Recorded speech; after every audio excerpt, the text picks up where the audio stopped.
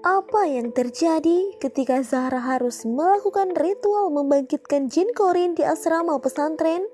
Ritual membangkitkan jin korin, apakah ini hanya sebuah ujian praktik biasa atau terdapat maksud tersembunyi di baliknya? Yuk simak review film Korin sampai selesai. Let's check it out.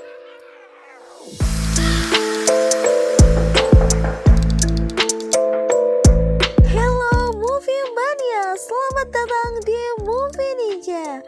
Apa kabar nih? Semoga kita semua sehat dan senantiasa dalam lindungannya. Pada kesempatan kali ini, Movie Ninja akan membahas film yang katanya sukses memberikan beberapa momen jump scare dan suasana mencekam yang mampu membuat penonton merasa ketakutan. Tapi sebelumnya pencet tombol subscribe dan juga tombol loncengnya agar kamu gak ketinggalan update terbaru video dari Movie Ninja.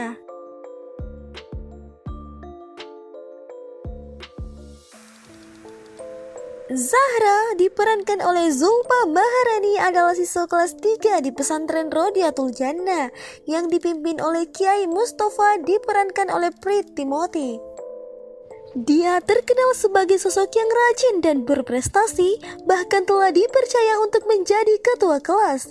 Ketika Kiai Mustafa sedang sibuk di tempat lain, pesantren tersebut diawasi oleh keponakannya, Ustaz Jelani yang diperankan oleh Omar Daniel. Suatu hari, Ustaz Jailani meminta Zahra untuk mengajari Yolanda diperankan oleh Agni Hekyu, siswa baru yang memiliki sifat pemberontak. Yolanda tinggal di kamar yang sama dengan Zahra dan dua teman lainnya, yaitu Ica diperankan oleh Zindi Nirmala dan Gendis yang diperankan oleh Naima Al-Jufri. Yolanda awalnya hendak kabur dari asrama pesantren, namun karena tidak memungkinkan, ia pasrah berada di sana. Ustaz Jailani memberikan tugas ujian praktek wajib bagi siswa tingkat 3, yaitu ritual untuk membangkitkan jin korin. Pasca melakukan ritual tersebut, kejadian-kejadian misterius dialami oleh para siswi yang mengikutinya. Terungkap pula alasan kenapa Ustaz Jailani memberikan perintah tersebut, serta kenapa Zahra merasa takut kepadanya. Film Korin menghadirkan karakter-karakter yang memiliki latar belakang yang cukup beragam dan kompleks, mulai dari korban pelecehan hingga individu dengan masalah psikis yang menyebabkan tendensi bunuh diri. Namun sayangnya, keberagaman latar belakang tersebut tidak diberikan payoff yang memadai, sehingga kita sebagai penonton merasa tidak terhubung dengan kisah yang dihadirkan. Meskipun demikian, Zulfa Maharani, Agni Hekyu, dan Putri Ayodhya berhasil memberikan penampilan yang memuaskan sebagai Zahra, Yolanda, dan Umi Yana yang mampu mengangkat kualitas film ini. Namun di sisi lain, peran Ica dan Gendis terasa sangat tidak penting dan hanya berfungsi sebagai pencair suasana. Sayangnya, menurut Movie Ninja, keduanya terlalu annoying dan tidak terlalu berhasil menyedot perhatian penonton. Dari segi cerita, secara keseluruhan film ini cukup bisa dinikmati. Alurnya bisa dipahami dengan tensi yang semakin ke belakang semakin meningkat. Namun karena di paruh awal nyaris tidak ada jump scare, ada potensi sebagian penonton bakal merasa bosan. Bumbu komedi bagi saya porsinya tepat, tidak berlebihan namun bisa memancing minimal senyum di wajah. Penggambaran karakternya kuat, gak perlu mikir susah-susah untuk paham sifat masing-masing. Akting para pemerannya juga patut diacungi jempol, terutama Agni Hekyu dan Omar Daniel. Nah, yang agak membingungkan, selama menonton saya merasa seperti ada lubang dalam cerita, seperti ada bagian-bagian yang terlewat atau dilompati. But anyway, dari segi horor, Korin terbilang tidak seram-seram amat, jump scare juga hide and miss. Ini lagi-lagi perasaan saya pribadi, tapi saya merasa trailernya lebih serem ketimbang filmnya. Penampilan sosok Corin dalam film ini benar-benar dibuat dengan wujud yang mengerikan. Efek CGI yang buruk tersebut tidak hanya terlihat pada wajah para Corin saja, tapi juga pada saat adegan yang memiliki nuansa aksi.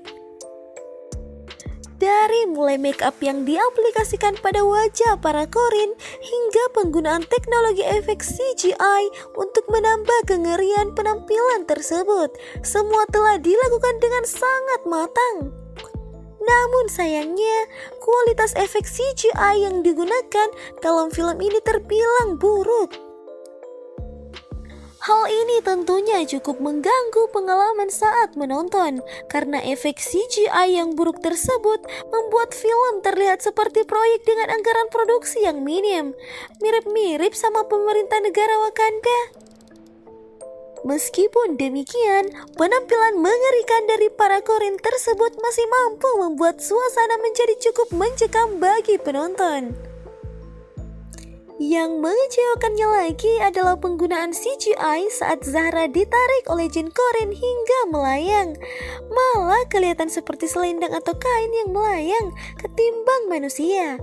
Namun tidak bisa tidak, efek CGI yang buruk tersebut tetap saja menjadi kelemahan dari film ini. Setelah menonton film Corin, kesimpulan yang bisa diambil adalah film ini cukup menyenangkan untuk dinikmati dengan alur cerita yang bisa dipahami dan tensi yang semakin meningkat seiring berjalannya film.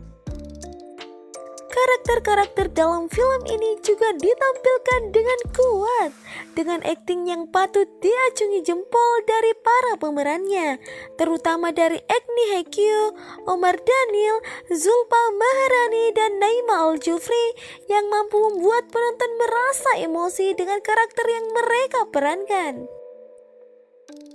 Namun, terdapat beberapa kelemahan dalam film ini, seperti plot cerita yang membuat penonton merasa ada bagian yang terlewat atau dilompati.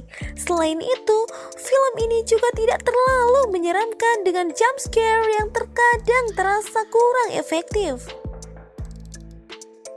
Baiklah, jadi untuk memberikan rating film Corin, saya akan memberikan skor 7 dari 10.